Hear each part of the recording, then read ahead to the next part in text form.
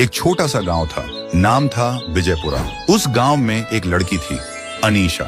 रोज school जाने से पहले कब्रिस्तान में अपने मम्मी पापा के पास जाकर रोती रहती थी। अनीशा के मम्मी पापा दोनों एक एक्सीडेंट में यमराज जी के पास चले गए थे। रोने के बाद वह चुपचाप स्कूल आती थी। स्कूल में अनीशा किसी से भी बात करने जाए तो सब उसे देख के हंसते थे।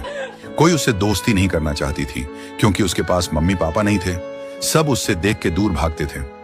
अकेले घर में उसे बस एक चीज प्यारी लगती थी, एक पुराना आईना जो उसके मम्मी पापा के कमरे में पड़ा था। उसमें कुछ अजीब सा आकर्षण था।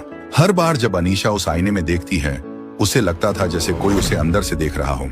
अगले दिन अनीशा आईने के पास गई और आईने की तरफ देखती रही। तभी वो हैरान रह जाती है। उसमें उसका चेहरा नहीं बल्कि एक खूबसूरत जगह दिख रही थी जहां मम्मी पापा उसे बुला रहे थे।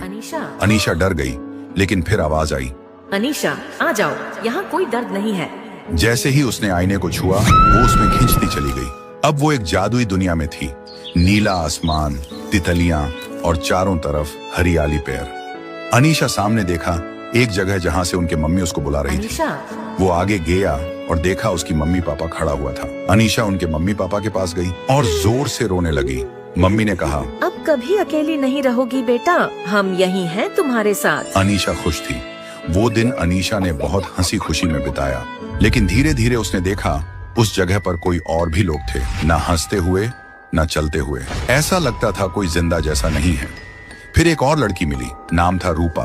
अनीशा धीरे धीरे रूपा के पास गई और रूपा बोली, ये दुनिया झूठ है, हम सब आईने में फंसे हुए हैं, हमारी आत्माएं असली दुनिया से काट दी गई है। अनीशा घबरा गई और वहाँ से आके उसके मम्मी के पास गई। मम्मी को पूछा, क्या यह सच है?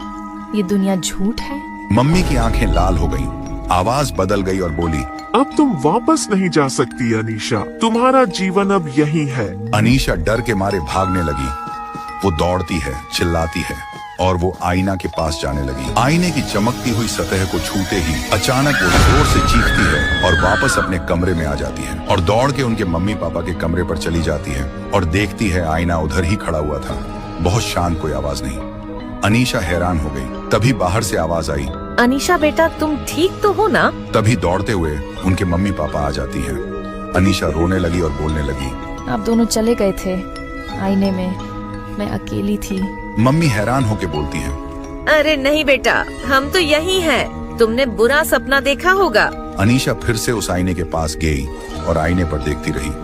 असल में अनीशा एक बुरे सपना देखी थी जहां पर उनके मम्मी पापा गुजर गए थे। आपको ये वीडियो कैसा लगा कमेंट करके जरूर बताइएगा।